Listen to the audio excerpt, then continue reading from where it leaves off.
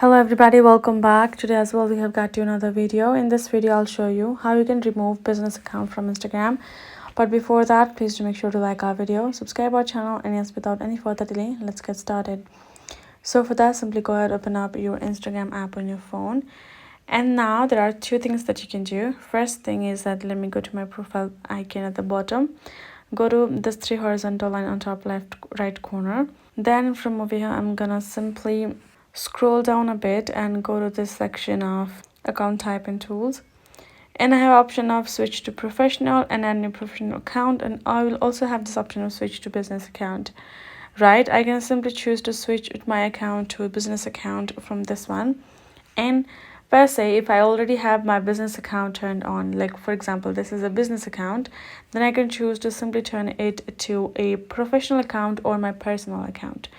If I have business account, right over here I will find these two options, which will be the personal and the professional. One thing I can switch.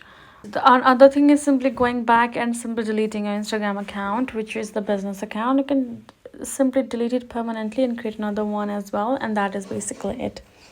So those are the two options. Hope this video helped. Thank you so much for watching, and I'll see you guys in our next video.